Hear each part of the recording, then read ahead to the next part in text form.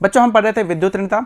विद्युत ऋणता में हमने पिछली क्लासेस में विद्युत ऋणता के बारे में जाना, उसको प्रभावित करने वाले कारक जाने हैं। आज हम बात करेंगे यहाँ पे कि उसका ट्रेंड क्या चलता है आवर्त सारणी में, यानी कि आवर्त में देखा जाए तो किस तरह से परिवर्तित होती है और वर्ग में देखा जाए तो वो किस प्रकार से परिवर्तित हो रही है।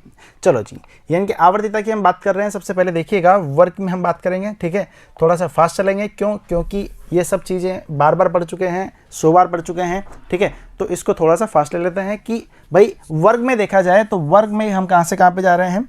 आपको पता ही है परिरक्षण प्रभाव क्या होता है, ये सब क्या होता है, तो उनके बारे में हम जानकारी यहाँ पे नहीं प्राप्त करेंगे। क्यों? क्योंकि सर इतनी बार पढ़ लिया, अब तो हमें ऐसे ही ध्यान हो गया।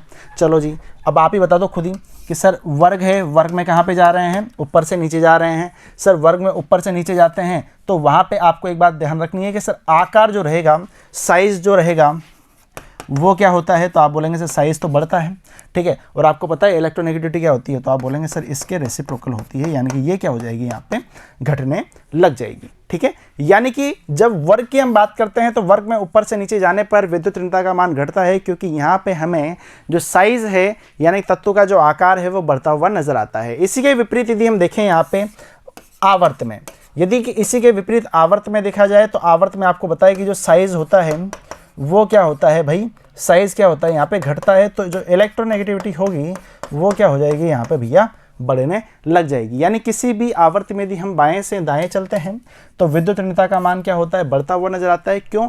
क्योंकि तत्वों के आकार में कमी होती है और यहाँ पे प्रभावी नाभिकीय आवेश के मान में वृद्धि होती है, ठीक है। आपको छोटी सी चीज़ और ध्यान रखनी है कि सर सबसे ज़्यादा विद्युत ऋणी तत्व कौन सा होता है, फ्लोरीन यहाँ पे होता है, ठीक है। निम्नतम की हम बात करते हैं यहाँ पे, तो एफ आर आपका ध्यान है इसे, ठीक है। तो ये ट्रेंड आपको ध्यान रखना है, ठीक है। ज़्यादा डीपली मैं यहाँ पे गया नहीं हूँ, क्यों? क्योंकि यदि हम बात करते हैं परिरक्षण प्रभाव की तो बात वही आ जाएगी कि सर आपने अच्छे तरीके से पहले ही पढ़ा रखा है, ठीक है।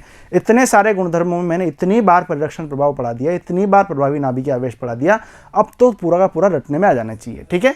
तो यहाँ पे तो आपको सीधी सी बात ध्यान रखनी चाहिए कि सर वर्ग में ऊपर से नीचे जा रहे हैं, साइज क्या हो रहा है भैया, बढ़ रहा है, तो इलेक्ट्रोनेगेटिविटी को क्या कर दो, कम कर दो। चलो जी, कर दिया।